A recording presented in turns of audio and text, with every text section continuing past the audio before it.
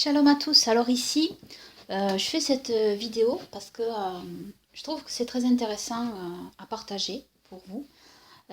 Parce que voilà, bon, c'est c'est sur la fin des temps, donc sur notamment l'explication du rassemblement des élus d'Elohim, des saints d'Elohim, de l'église d'Elohim, hein, de l'Israël d'Elohim, donc des moments, des temps, de la fin des temps, de la bête, de l'antichrist. Et ça, je veux faire cette audio vidéo pour vous dire tout ce que j'ai pu comprendre durant un certain temps maintenant, plusieurs jours, durant des recherches dans les Saintes Écritures. Donc je trouve ça très très intéressant à vous partager. Alors d'abord, je vais commencer en fait. Je vais commencer par vous lire un passage de l'apôtre Paul dans 2 Thessaloniciens, chapitre 2. Notamment versets 1 à 4, on pourra lire un peu plus. Donc je vais vous lire ce passage, vous allez l'écouter donc, et ça, car ceci est très important. Et puis je vais expliquer après.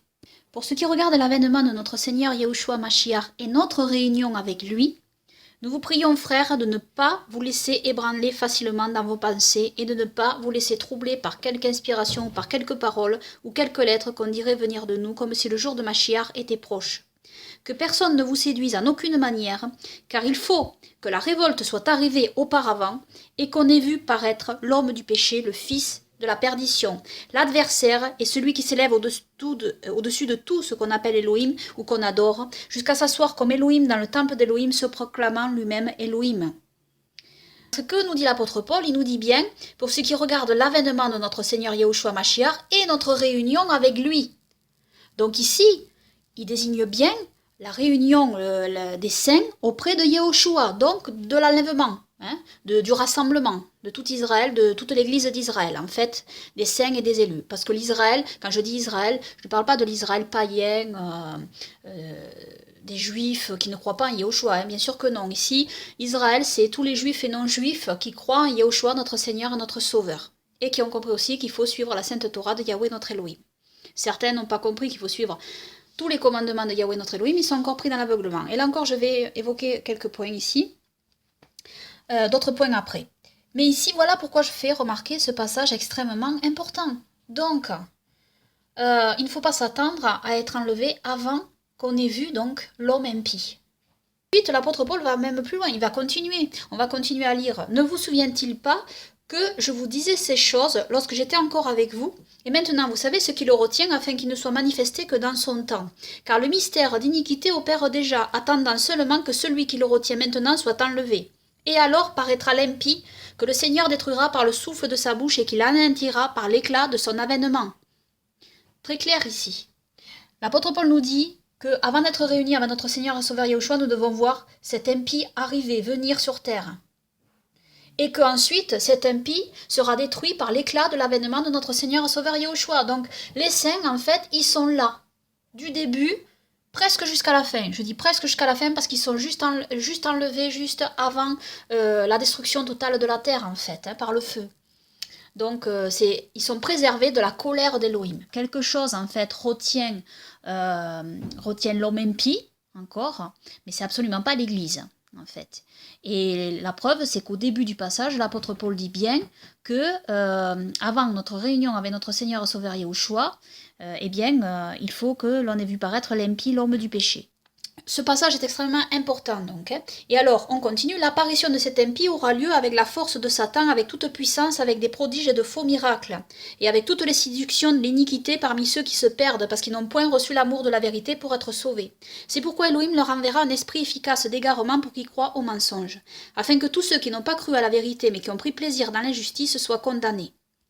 Mais pour nous, frères bien-aimés du Seigneur, nous devons rendre de continuelle action de grâce à Elohim à cause de vous, de ce qu'il vous a choisi dès le commencement pour le salut, dans la sanctification de l'esprit et dans la foi en la vérité. Il vous a appelé à cela par notre évangile pour que vous possédiez la gloire de notre Seigneur, Yahushua Mashiach. C'est pourquoi, frères, demeurez fermes et retenez les enseignements que nous vous avons donnés, soit de vive voix, soit par notre lettre. Or que notre Seigneur, Yahushua Mashiach lui-même, Et Elohim notre Père, qui nous a aimés, qui nous a donné dans sa grâce une consolation éternelle et une bonne espérance, console vos cœurs et vous affermisse en toute bonne doctrine et en toute bonne œuvre. Amen. Donc voilà, ce point est extrêmement important. Maintenant que j'ai évoqué cela, je vais évoquer aussi un autre verset qui est extrêmement important pour comprendre quel est cet impie, en fait, qui doit venir. Et pour bien comprendre, en fait, j'ai fait une étude sur la bête Babylone, etc., que je vous invite à lire aussi. Pour bien comprendre cela, il faut comprendre l'histoire des Néphilim, des Réphaïm, des Émim, des Anakim, etc., cités dans la Sainte Torah, ennemis d'Élohim et ennemis d'Israël, cette race impie. Il faut connaître le livre d'Enoch pour cela.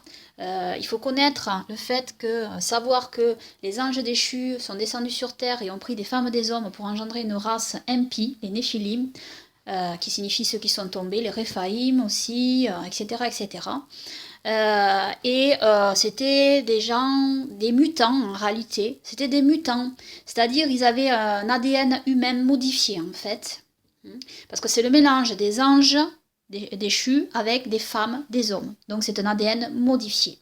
Et donc ces créatures, ces mi-hommes, mi-anges en fait, avaient des pouvoirs surnaturels. Et ce sont ces créatures que les hommes ont vénérées et adorées en tant que dieux, malheureusement.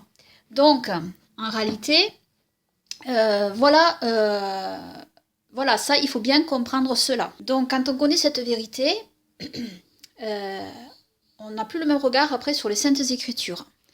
Et en réalité, l'homme impie qui doit venir ne sera pas entièrement un homme. Il y a aussi, parmi ces créatures, parce qu'il faut savoir que la rébellion n'a pas commencé qu'au moment en fait, où les anges déchus ont pris des femmes des hommes, à un certain moment de l'histoire. Ce fait est cité dans la Torah de la Genèse, pas uniquement dans le livre d'Enoch, mais tout ce récit est raconté en détail dans le livre d'Enoch. Mais on sait qu'auparavant, bien avant ça, la rébellion avait déjà commencé, en réalité. Satan vient tenter Ève dans le jardin, en prenant possession en fait d'un serpent.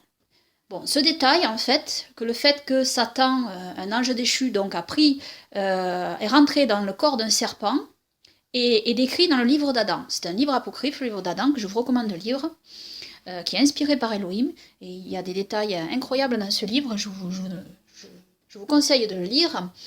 Et dans ce livre, il est donc dit que Satan est entré dans le serpent. Et le serpent, donc, a donné l'autorisation à Satan d'entrer en lui. Comment est appelé Satan? Satan est appelé le fils de perdition, l'homme du péché, et il est appelé le serpent ancien. Le dragon, le serpent ancien. Donc, véritablement, on a aussi un autre verset dans la Torah de la Genèse qui sous-entend donc l'arrivée de cette race reptilienne. Donc, on va le lire. Torah de la Genèse, chapitre 3, verset 15. Elohim dit au serpent, « Je ferai régner la haine entre toi et la femme, entre ta semence et entre sa semence. Celle-ci te visera à la tête, toi tu l'attaqueras au talon. » Alors ici, il s'agit d'une prophétie messianique sur la semence de la femme, qui est le Mashiach, notre Seigneur et Sauveur Yahushua, l'homme parfait, qui écrasera la semence du serpent, qui est une race impie. Car il est écrit que ce serpent, qui est Satan, aura aussi une semence physique, qui sera écrasée par notre Seigneur et Sauveur Yahushua.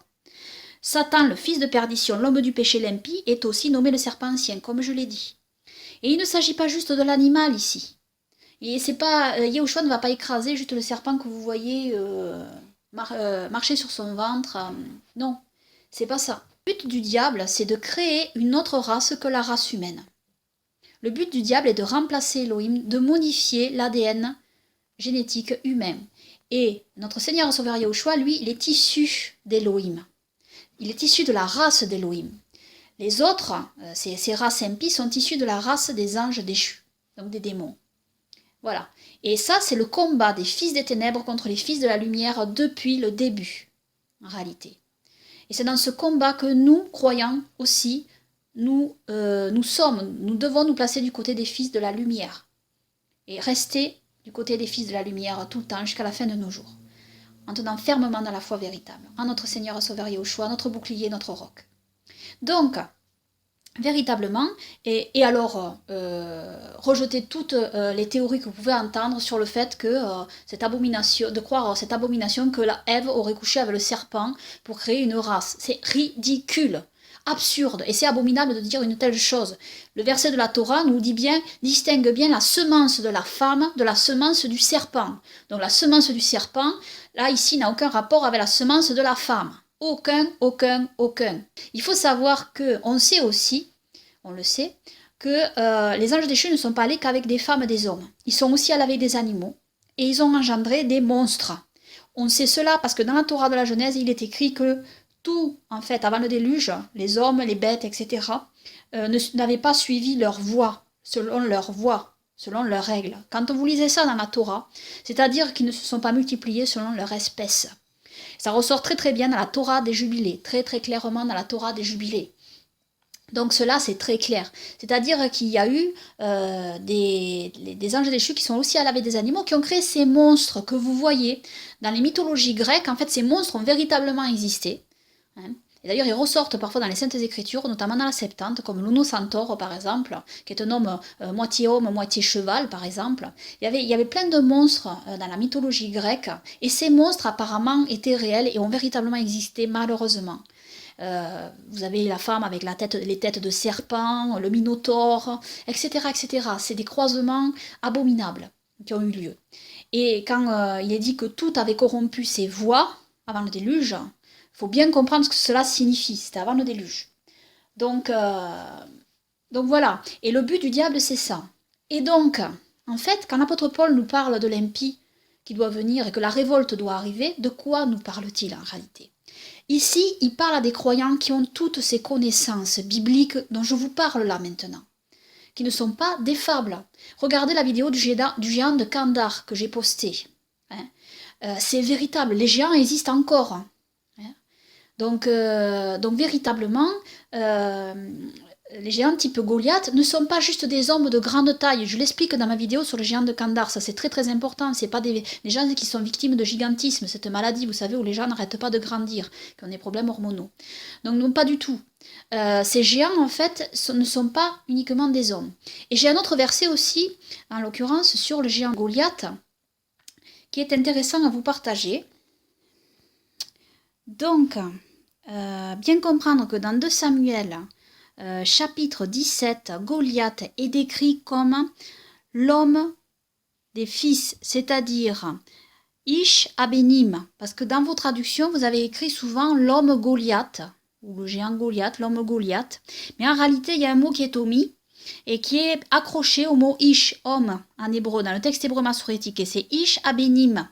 Alors, qu'est-ce que ça signifie ? Eh bien, ça vient des fils d'Élohim, en fait. L'homme des fils, c'est-à-dire l'homme des fils d'Élohim, c'est-à-dire l'homme des anges déchus, parce que ce terme de fils d'Élohim vient de la Torah de la Genèse, quand les fils d'Élohim prirent des femmes des hommes, et qu'ils engendrèrent donc les Néphilim. Donc, en réalité, ça vient de là. Et puis, il y a un autre mot qui vient après aussi, Olé, c'est-à-dire Ish Abenim Olé. Alors, je ne sais pas si je prononce très bien, mais Olé, ça peut vouloir dire venir. Ça viendrait de Aliyah, de monter quelque part, de venir quelque part. Donc, vous avez traduit donc l'homme Goliath, vain, voilà.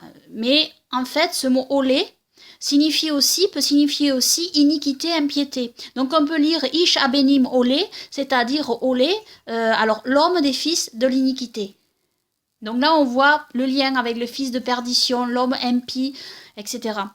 Et puis il y a aussi Aïch, Aolé, voilà, aussi. Donc en fait, ce mot Aolé est traduit par comme Aliyah, en fait, comme la montée, hein, comme venir dans vos traductions, mais on pourrait lire aussi impiété, iniquité.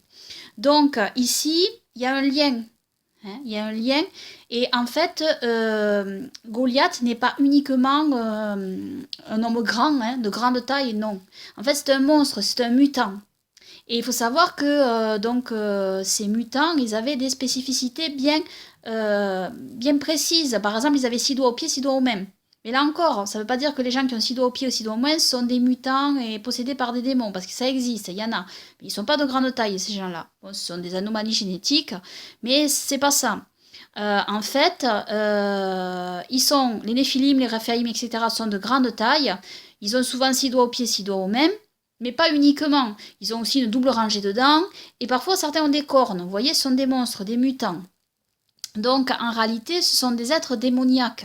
Ce sont des hommes modifiés génétiquement. Et rien à voir avec les gens qui souffrent de gigantisme, parce qu'il y en a, et il y en a eu. C'est une maladie, ça, c'est un problème hormonal. Donc, c'est un peu comme le nanisme.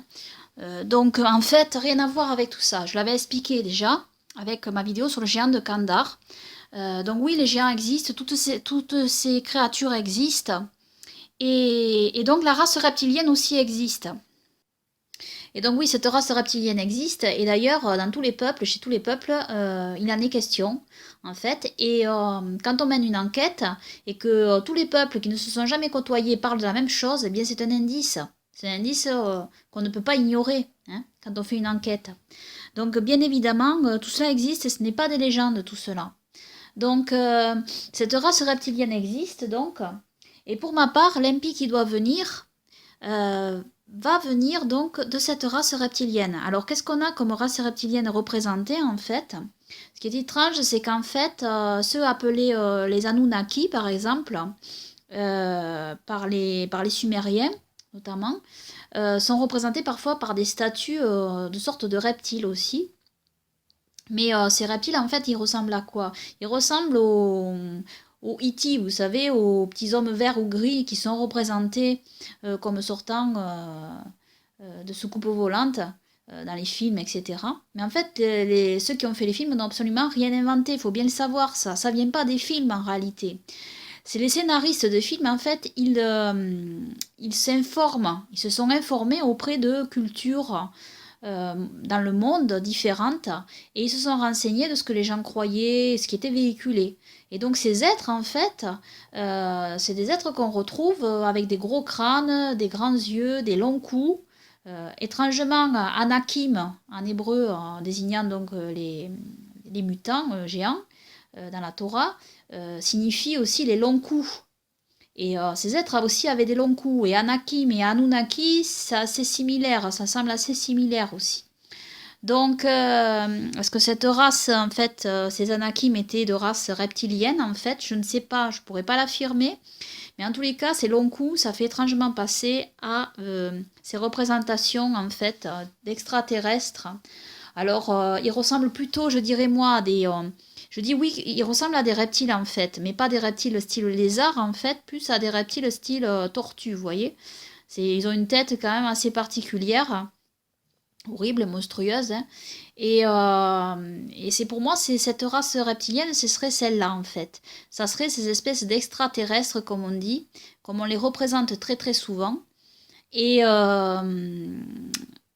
avec des corps très fins, très allongés, etc. Il y en a qui sont très grands d'ailleurs, il y en a qui sont tout petits, étrangement ils sont représentés tout petits, il y en a qui sont très très grands en fait. Donc en réalité, pour moi, ça me fait penser à ça. Ça me fait penser à la race reptilienne. Et il est possible donc que l'impi vienne comme étant, cette race impie vienne comme étant une race venus d'ailleurs, donc extraterrestres, et prennent contact en fait avec les hommes. Et vous savez, je pense que les esprits sont bien préparés à cela, hein, dans beaucoup de documentaires, dans beaucoup de films, hein, bien sûr. On voit ça, on voit les hommes rentrer en contact, voilà, les hommes voudraient faire la paix avec ces êtres-là, etc. Pour ma part, moi, ça me fait penser à ça. Hein.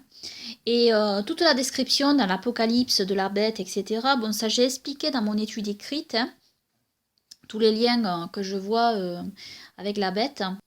Donc il y a par exemple beaucoup de versets, comme je l'ai cité dans mon étude, hein, qui prouvent qu'en fait, il va y avoir les Réphaïm qui sortent de la terre intérieure.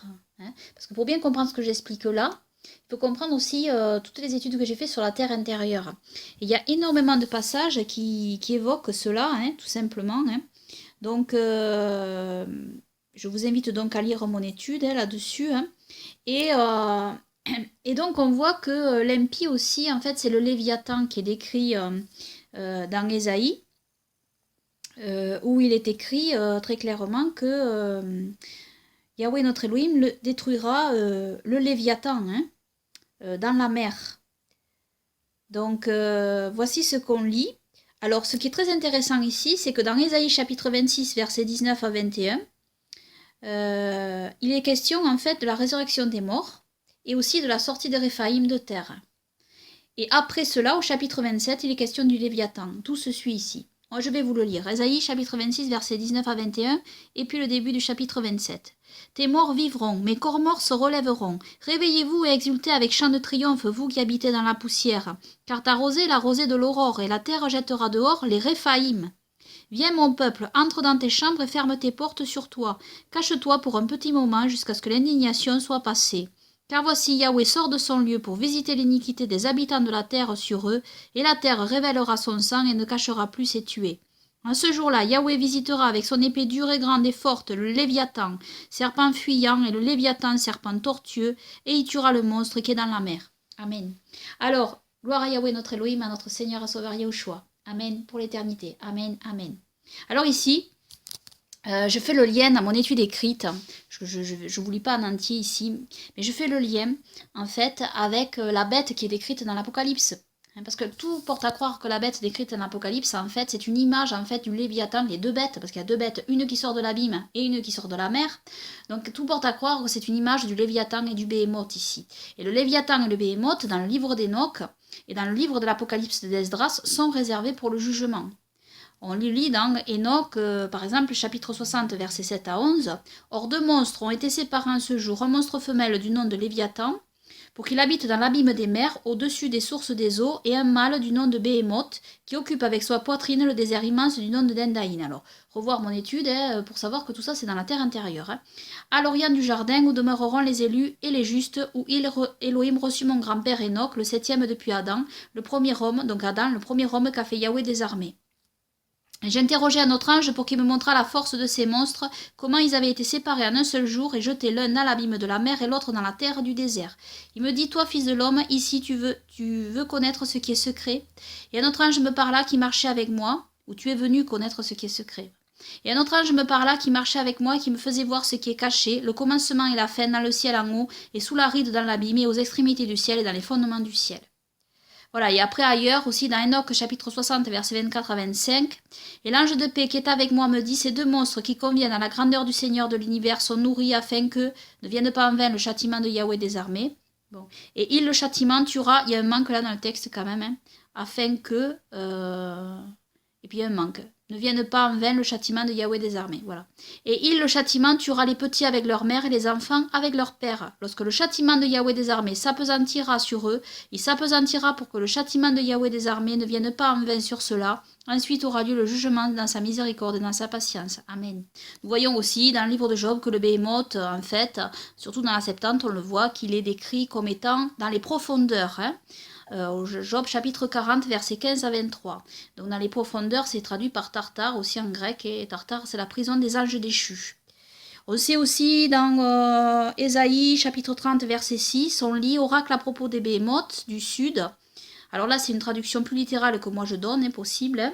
À travers un pays de détresse et d'angoisse où sont le rugissement mâle et femelle, serpents et saraphes volants, ils portent sur les épaules la force ou l'armée des vigiles, et sur le lotus de miel les récompenses de leurs gardiens vers un peuple qui n'a pas de secours. Les vigiles, on sait très bien que c'est les anges déchus en fait, entre autres que ce sont des anges déchus. Et donc... ensuite, dans la Torah des Jubilés, chapitre 5, verset 4, mais Noah trouva grâce devant les yeux de Yahweh, mais contre les anges qu'il avait envoyés sur la terre, il était extrêmement en colère, et il donna ordre de leur soustraire toute autorité, et nous instruisit de les attacher dans les abîmes de la terre, et voici, ils sont attachés en plein centre et sont gardés séparés. Et puis nous avons aussi 2 Pierre chapitre 2 verset 4, car si Elohim n'a pas épargné les anges qui avaient péché, mais si les ayant précipités dans l'abîme, liés avec des chaînes d'obscurité, il les a livrés pour y être gardés en vue du jugement. Alors notez bien qu'il y a écrit pour y être gardés en vue du jugement, ici. Et là, c'est pas négligeable, parce qu'en réalité, il faut savoir qu'à la fin des temps, la révolte dont nous parle l'apôtre Paul ici, à mon sens, c'est la révolte des anges de nouveau. Des anges déchus qui vont être libérés de terre, en fait, et qui vont sortir. Et c'est ça qu'on voit dans tout le livre de l'Apocalypse, en réalité, des anges qui sont liés sur l'Euphrate, qui vont être déliés, en réalité, qui vont sortir de la terre intérieure. Hein. Donc, il est beaucoup question de tout cela dans le livre de l'Apocalypse. Et alors, vous me direz, oui, mais si les saints sont là, alors ça va être terrible durant tout cela. Alors, c'est une question tout à fait normale et légitime. Hein. C'est pour ça qu'il y en a qui préféreraient être enlevés. C'est compréhensible, hein. C'est clair. Par contre, il faut savoir une chose. Aussi, dans le livre de l'Apocalypse, il est dit que il y est question des 2 prophètes qui vont être envoyés durant le règne de la bête. Et ces 2 prophètes, en fait, ils vont avoir leur ministère durant 3 ans et demi. Il faut savoir que le règne de la bête, dans le livre de l'Apocalypse, dure 3 ans et demi. C'est écrit noir sur blanc dans le livre de l'Apocalypse. Hein. Vous pouvez vérifier, c'est écrit. Et le ministère des 2 prophètes dure aussi 3 ans et demi. Donc ce n'est pas un hasard ici. Les 2 prophètes vont être là durant le règne de la bête. Et quand la bête va malheureusement tuer les 2 prophètes, ils vont rester 3 jours et demi morts, et puis après ils vont ressusciter des morts. Et là c'est la fin en fait, c'est le retour de notre Seigneur et Sauveur Yahushua. Amen, que ce jour vienne. Amen.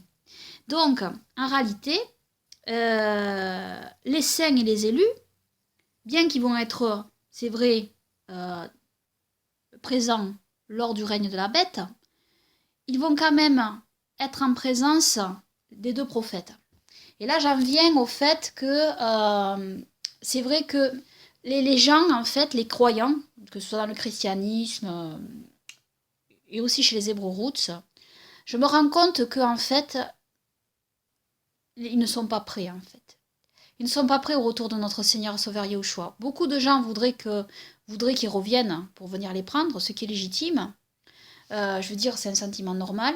Mais le problème, c'est que, je le vois bien, je le constate, c'est flagrant, c'est que en réalité, chez les chrétiens évangéliques, ils ne sont pas prêts. Pourquoi? Parce qu'en réalité, ils n'ont pas compris, chez au moins ceux qui sont sincères envers Elohim, qu'ils n'ont pas compris qu'il faut revenir au Shabbat, à la cacheroute, etc.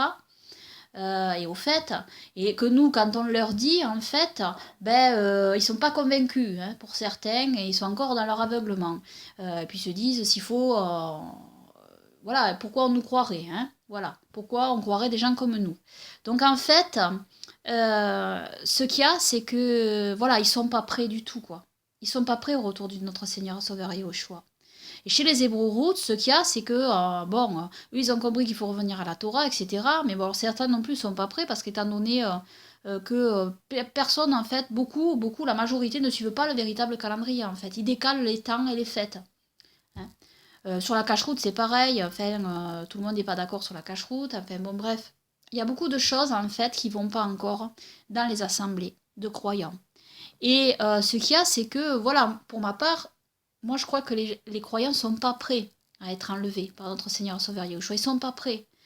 Voilà, on n'est pas, le corps du Mashiach n'est pas sanctifié vraiment, dans la pleine sanctification. Et pour cela, je pense donc que les 2 prophètes vont être là pour ça aussi. C'est-à-dire, ces 2 prophètes vont être envoyés aussi pour les croyants. Quand il va y avoir, pourquoi? Parce qu'il va y avoir les signes avec les 2 prophètes. Ces 2 prophètes vont arriver avec les miracles d'Elohim. Là, ça ne sera pas juste des mots pour essayer de les convaincre aux croyants, qui ne sont pas encore convaincus qu'il faut revenir à la Torah, au Shabbat, au vrai calendrier, pour ceux qui sont bornés encore, qui veulent continuer, pour ceux aussi qui veulent suivre des rabbins, etc., qui suivent chacun leur propre voie en réalité. C'est ce qu'on voit partout. Donc ces 2 prophètes, hein, qui pour ma part vont être Moïse et Élie, ou certains pensent que c'est Enoch et Élie, bon, en tout cas ce sont 2 prophètes d'Élohim, eh bien, ces 2 prophètes-là vont arriver avec la force d'Élohim, avec les miracles qui suivent, et avec ces signes-là, il y a des croyants quand même qui vont forcément se poser des questions. Et eux, les 2 prophètes, eux, ils vont prêcher la Torah et le salut de notre Seigneur et Sauveur Yahushua. Ils vont être là aussi pour les juifs rabbiniques, pour les chrétiens évangéliques, aussi pour les musulmans, peut-être qu'ils vont se poser des questions, etc., etc. Il va y avoir des signes forts. Tous les gens croyants, en fait, quand ils vont voir ces 2 prophètes, ils vont quand même se poser des questions.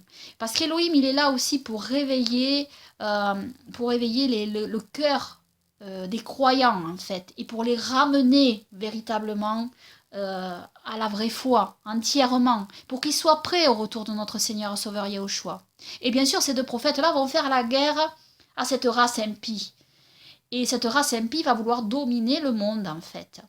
Et bien sûr, elle ne va pas dominer directement, il va y avoir la guerre. Et j'en viens donc aux paroles de notre Seigneur et Sauveur Yahushua qui correspondent parfaitement avec ce que je dis ici, quand il a dit qu'avant sa venue, il en sera comme au temps de Noah, comme au temps de Noé, donc avant le déluge. Il parle du déluge ici. Et il dit, ils mangeaient, buvaient, mariaient leurs enfants, se mariaient, etc. Et ici, en fait, quand on sait tout ce qu'on sait, en fait, avant le déluge, comment c'était, eh bien, on peut comprendre aussi que quand il dit ils mangeaient et buvaient, il faut savoir que dans le livre d'Enoch, il est écrit que les anges, donc que ces géants, ces titans engendrés par les anges déchus, les femmes des hommes, mangeaient et buvaient, mais ils mangeaient tout ce qu'il y avait, et ils mangeaient aussi les hommes. Ils étaient cannibales. D'ailleurs, les géants, comme le géant de Kandar aussi, est cannibale. Hein. Ça ressort hein, chez ces mutants, en fait. Hein. Et donc, chez ces monstres. Et donc, véritablement, ça semble aussi correspondre avec cela. On peut comprendre cela quand on lit ce que dit notre Seigneur Sauveur Yahushua. Il mangeait, donc, et ça correspond aussi avec le livre d'Enoch où il disait que ces titans mangeaient, mais mangeaient donc la chair humaine, et buvaient, c'est-à-dire ils buvaient du sang. Ils mangeaient la chair avec le sang, ils buvaient du sang. Et aussi, ils se mariaient, ils prenaient donc des femmes, des hommes, etc. Et donc voilà, ça c'est aussi important à comprendre. Il en sera comme au temps de Noé, a dit notre Seigneur Sauveur Yahushua, avant sa venue. Donc, on peut aussi comprendre ça. Hein. C'est pas uniquement les hommes qui mangeaient et buvaient. Alors, ça peut concerner aussi les hommes qui mangeaient et buvaient, qui se mariaient, etc. Mais ça peut aussi concerner, parce qu'on sait que c'était comme ça avant Noé. Et aussi, savoir qu'une chose, pour ceux qui croient à l'enlèvement avant la venue de la bête, de l'antichrist, de la race impie, en réalité, savoir que Noé, lui, il y était, lui. Avec, quand cette race impie était sur la terre, ils étaient là. Les élus et les saints étaient là. Et lorsqu'Élohim a envoyé le déluge, donc la destruction de la terre, sa colère, là il a sauvé Noé et ses enfants avec leurs femmes, et la femme de Noé, dans le bateau.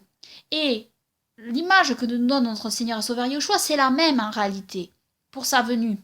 C'est-à-dire, il dit que, en fait, pareil, en fait, les saints seront là, ils vont voir tout ça, comme Noé était là en son temps, mais ils vont être sauvés au moment de la colère d'Élohim, quand la colère d'Élohim va s'abattre sur la terre par le feu cette fois. Et là, ils vont être pris et ils vont être sauvés. Pour ma part, c'est ça, c'est très clair. Il n'y a pas d'enlèvement avant, comme Noé n'a pas été enlevé avant dans l'arche. Noé a vu l'impiété se répandre sur la terre. Mais Noé a été préservé. Malgré qu'il était sur la terre, à ce moment-là, Noé a été préservé. Et là, j'en viens donc à un autre point qui est très très important aussi à comprendre. C'est que dans le livre de l'Apocalypse, il est dit à un moment donné que les fléaux sont envoyés, mais qu'il ne faut pas que les fléaux touchent ceux qui ont le sceau d'Élohim sur le front, en fait. Donc ça veut dire que, tout comme les Israélites étaient en Égypte pendant les plaies d'Égypte, les Israélites étaient protégés. Malgré qu'ils étaient là, Élohim les a quand même protégés. Malgré que Noé était là avant le déluge avec toute la descendance sainte, ses parents, Melchisédek, Lamech, etc., Enoch et puis les autres, qui ont suivi en fait, eh bien tous ceux qui ont suivi ont été préservés. Ils étaient là, mais ils étaient quand même préservés. Ça, je pense que c'est aussi un encouragement pour les gens. Ils n'étaient pas enlevés, mais ils étaient préservés par Elohim. Ça, c'est très important à savoir aussi et à comprendre. Donc nous avons les 144 000 évoqués dans 2 chapitres de l'Apocalypse. Hein. Mais je vais vous lire donc le chapitre où il y a le plus de détails, hein, sur les 144 000. Donc. Alors, il y a beaucoup de choses qui sont dites sur les 144 000. Hein, qui sont-ils, etc., etc. Et là, pour ma part, j'ai donc J'ai donc ma compréhension que je veux vous partager ici et qui est en rapport justement avec la protection en fait des élus et des saints. Et c'est pour ça, durant ces temps de période. Hein, donc, je regardais ensuite et voici l'agneau se tenait sur la montagne de Sion et avec lui 144 000 qui avaient le nom de son père écrit sur leur front. Et j'entendis une voix du ciel comme la voix des grosses eaux et la voix d'un grand tonnerre, et j'entendis une voix de joueurs de harpe qui touchaient de leur harpe. Et ils chantaient comme un cantique nouveau devant le trône et devant les 4 animaux et les anciens, et personne ne pouvait apprendre le cantique que les 144 000 qui ont été rachetés de la terre. Ce sont ceux qui ne se sont point souillés avec les femmes car ils sont vierges. Ce sont ceux qui suivent l'agneau où qu'il aille. Ce sont ceux qui ont été rachetés d'entre les hommes comme des prémices pour Elohim et pour l'agneau. Et il ne s'est point trouvé de fraude dans leur bouche car ils sont sans tache devant le trône d'Elohim. Alors, et ensuite il dit, et je vis un autre ange qui volait au milieu du ciel. Alors, je dis ça pour évoquer quelque chose, voilà. Je vais vous dire pourquoi. En réalité, ici, tout laisse à penser que ces 144 000 ici ne sont pas des hommes. Ces 144 000 semblent être des anges. Je vais expliquer donc mon point de vue ici scripturairement donc. C'est pas, à mon avis, c'est pas des hommes. Ce sont des anges, ces 144 000, qui ont été marqués du sceau d'Élohim. Donc, et qui ont été choisis et qui suivent l'agneau partout où il va. Pourquoi je dis ça? Parce qu'en réalité, au verset 4, ce sont ceux qui ne se sont point souillés avec les femmes car ils sont vierges. Alors ici, j'en reviens encore à ce que je vous ai expliqué au début. Savoir que, au début donc, avant le déluge, Elohim a envoyé des anges sur terre. Ces anges sur terre, qu'on appelait les vigiles ou les vigilants. Et ces anges-là, ils étaient en mission sur terre pour enseigner les hommes, pour aider les hommes et pour être auprès d'eux. Seulement, certains de ces anges, de ces vigiles, se sont corrompus et se sont détournés de la mission qu'Élohim leur avait envoyée d'effectuer. Ils ont trahi Elohim et ils ont entraîné les hommes dans leur chute. Et ils ont pris des femmes des hommes. Ils ont pris des apparences humaines, parce que les anges prennent des apparences humaines, et ils sont allés avec des femmes des hommes. Et ils ont engendré une race impie. Mais tous les anges qui ont été envoyés par Elohim sur terre, dans cette mission très particulière, n'ont pas corrompu leur voix. Ceux qui ont corrompu leur voix sont cités dans le livre d'Enoch, et le nombre est cité dans le livre d'Enoch de cela, et leur nom. Mais tous n'ont pas corrompu leur voix, ceux qui ont été envoyés. Et donc ici, dans le livre de l'Apocalypse, possiblement, il est question en fait des anges qui ne se sont point souillés avec les femmes quand Elohim les a envoyés sur terre. Et on comprend mieux pourquoi le chiffre de 144 000 ici. Et au verset 6, l'apôtre Jean nous dit « Et je vis un autre ange ». Après qu'il ait parlé des 144 000, il dit « Et je vis un autre ange ». Comme si les 144 000 en fait étaient des anges. Mais ce que je dis là, on va le retrouver ailleurs. Cette évidence, on va le retrouver ailleurs, vous allez voir. On lit aussi les 144 000 au chapitre 7 de l'Apocalypse. Il est écrit... alors, après cela, je vis 4 anges qui se tenaient aux 4 coins de la terre, retenant les 4 vents, afin qu'aucun vent ne soufflât ni sur la terre, ni sur la mer, ni sur aucun arbre. Puis je vis un autre ange qui montait du côté de l'Orient, dans le sceau de l'Élohim vivant, et cria à grande voix aux 4 anges qui avaient reçu le pouvoir de nuire à la terre et à la mer, en disant « Ne nuisez point à la terre, ni à la mer, ni aux arbres, jusqu'à ce que nous ayons marqué d'un sceau le front des serviteurs de notre Élohim. » Et j'entendis le nombre de ceux qui avaient été marqués. 144 000 marqués d'entre toutes les tribus des enfants d'Israël. De la tribu de Juda, 12 000 marqués, de la tribu de Ruben, 12 000 marqués, de la tribu de Gad, 12 000 marqués, de la tribu d'Asher, 12 000 marqués, de la tribu de Nephtali, 12 000 marqués, de la tribu de Manassé, 12 000 marqués, de la tribu de Siméon, 12 000 marqués, de la tribu de Lévi, 12 000 marqués, de la tribu d'Issachar, 12 000 marqués, de la tribu de Zabulon, 12 000 marqués, de la tribu de Joseph, 12 000 marqués, de la tribu de Benjamin, 12 000 marqués. Ensuite, je regardai, voici une grande multitude que personne ne pouvait compter, de toute nation, de toute tribu, de tout peuple et de toute langue. Ils se tenaient devant le trône et devant l'agneau, vêtus de robes blanches et des palmes à la main. Et il cria à grande voix, disant, le salut vient de notre Elohim qui est assis sur le trône et de l'agneau. Et tous les anges se tenaient autour du trône et des anciens et des 4 animaux, et ils se prosternèrent sur leur face devant le trône, et ils adorèrent Elohim. Alors notez bien au verset 11, il est écrit, et tous les anges se tenaient autour du trône et des anciens et des 4 animaux. Ça c'est très important. Je vais vous démontrer ici que les 144 000, en fait, tout semble indiquer qu'ils sont des anges. Avec d'autres versets, en fait. Parce qu'ici, qu'est-ce qu'on voit devant le trône d'Elohim? On voit des anges, les anciens et les 4 animaux. Les 4 animaux, ce sont les chérubins, les 4 animaux. Il faut pour cela relire le livre d'Ézéchiel. Donc, en fait, il y a les anciens, les 4 animaux et les anges. Et vous allez voir que les anges, en fait, ils sont en lien avec les 144 000, en réalité. Alors vous me direz, oui, mais les 144 000, là, ils sont issus des tribus d'Israël, ils ne peuvent pas être des anges. Eh bien, en réalité, quand on lit le passage ici, 144 000 marqués d'entre toutes les tribus des enfants d'Israël, en fait, à mon sens, selon moi, c'est 12 000 anges qui sont fixés pour défendre, par exemple, la tribu de Juda. 12 000 autres anges qui sont pour la tribu de Ruben, etc., etc., etc., en fait. Ce sont 12 000 anges pour chaque tribu, en réalité. C'est-à-dire 12 000 anges pour les protéger et les garder. C'est l'armée d'Elohim, une partie de l'armée d'Elohim est choisie et marquée du sceau d'Elohim. De fait, comme ces anges sont marqués du sceau d'Elohim et qui protègent chaque tribu d'Israël, ceux qui sont protégés par ces anges sont aussi marqués du sceau d'Elohim, en fait. Pour ma part, c'est comme ça que je le comprends. C'est mon explication sur ces passages. Et c'est pour ça aussi que je voulais dire que durant ces temps de tribulation, en fait, les saints et les élus, qui sont censés faire partie d'Israël, en fait, on ne sait pas de quelle tribu nous faisons partie, mais on est greffé à Israël de toute manière, et donc on est l'Israël d'Elohim, hein, relire ce que dit l'apôtre Paul. Hein. Donc, en réalité, les saints et les élus d'Israël seront protégés durant ces temps de tribulation par les anges d'Elohim, par les 144 000 en fait. Et ça, pour ma part, c'est quelque chose d'extrêmement important à comprendre. Et pour ma part, ce sont des anges, les 144 000. C'est pas des hommes. C'est comme ça, moi, en tout cas, que je le comprends. Et je peux vous le prouver, donc, avec d'autres versets. Alors d'abord, je vais vous lire le verset Apocalypse chapitre 7, donc, au verset 11.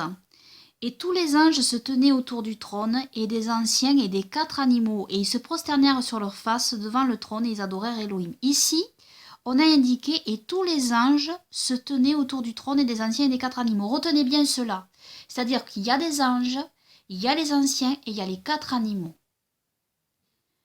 On retrouve, et il y a écrit, ce sont des anges. Ensuite, maintenant, on va au chapitre 14.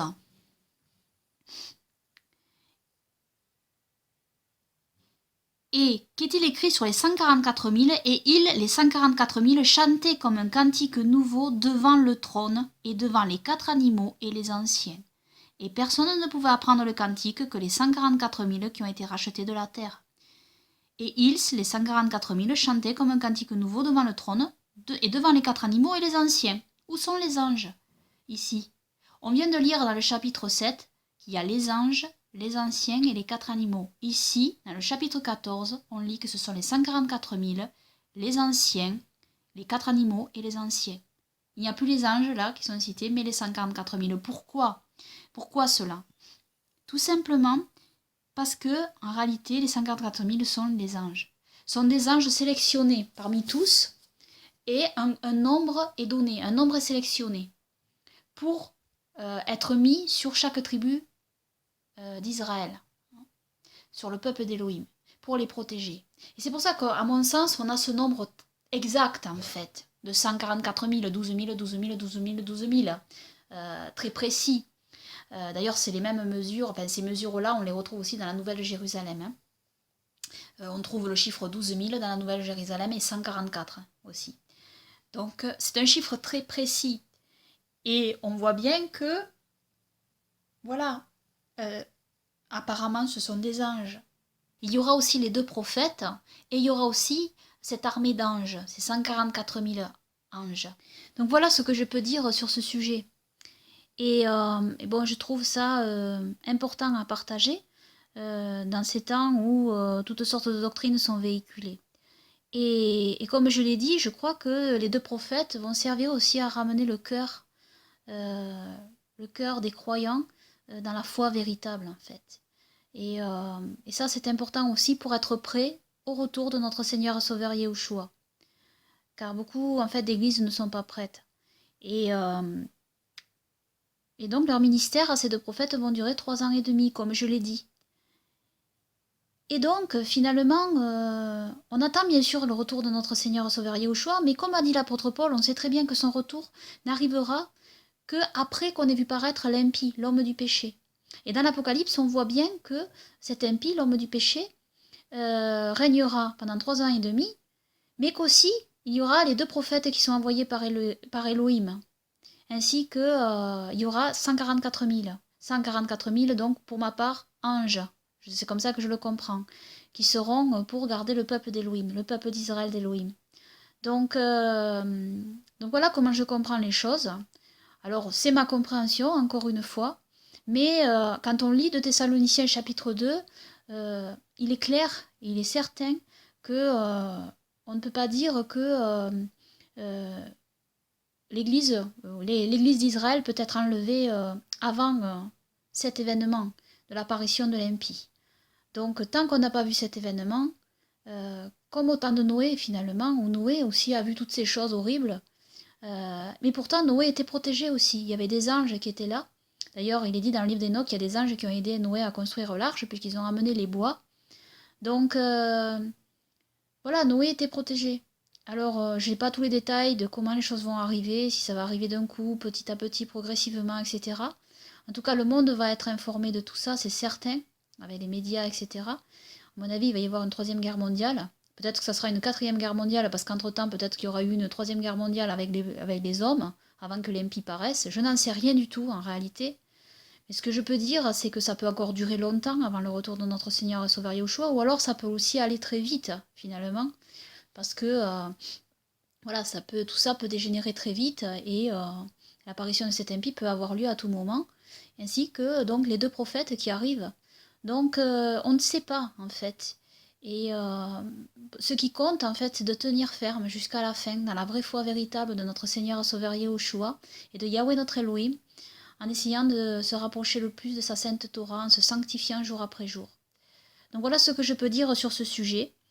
Et donc, en conclusion, je rends gloire à Yahweh mon Elohim et à mon Seigneur et Sauveur Yahushua pour l'éternité. Que le règne de Yahweh mon Elohim et de mon Seigneur et Sauveur Yahushua vienne. Amen, amen.